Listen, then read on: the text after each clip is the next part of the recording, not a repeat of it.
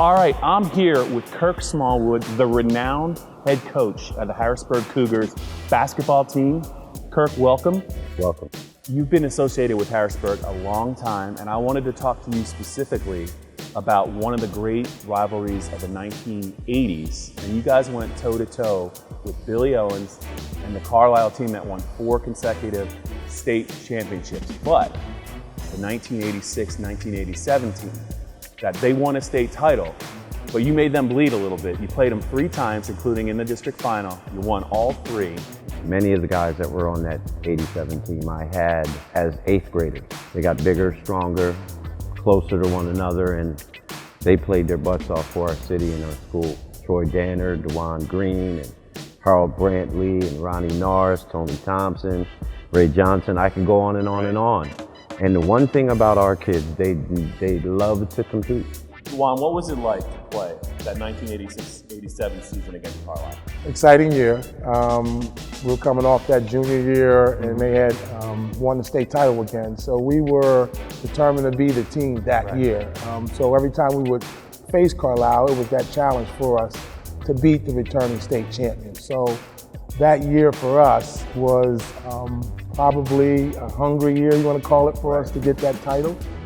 Seeing them 3 times, it was fun. We're chatting inside the Camp Curtin gym, the former home of the Harrisburg Cougars. It's not the biggest gym, but I know that you have some great memories, and the Carlisle team we're talking about played here. I can remember parking out back, getting out my car, and the house was packed. Terrific games, crazy fans. It was exciting. The city was buzzing. We wanted to really make a name for Harrisburg. We wanted that state title that year for us. The basketball then was superb, man. I mean, Dave Lebo, walking the sidelines with his scouting report rolled up. It looked like a relay baton. And the good part is those Carlisle kids were friends with our kids. Right.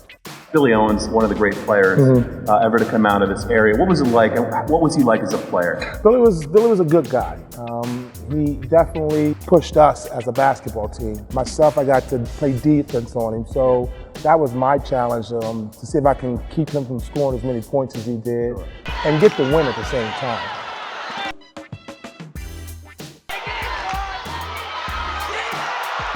Billy was a phenomenal player. Inside, outside, handle the ball, rebound. There's nothing he couldn't do. As they would call him, the Machiavelli of basketball. You guys eventually would meet in the district final, another great game, another great crowd. I had a chance to watch a little bit of the tape of the district final, and Kirk, it almost felt like it was a college game, watching a college game play at a very high level. I just don't think people are used to seeing that many good players on the court at the same time. Absolutely. The kids that came off the Carlisle bench and the Harrisburg bench would be the 5-star guys around in this area right now.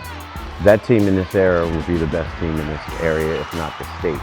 It was crazy walking out into the stadium and seeing all those people there just to see us play a high school basketball game. You guys always brought your A game, and so did Carlisle. We set the tone again. We were going to be very physical against them.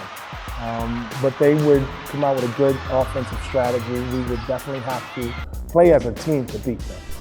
Again, I think this is a very special victory, and I applaud you, because I honestly thought it was going to be really hard to beat such a good team 3 straight times.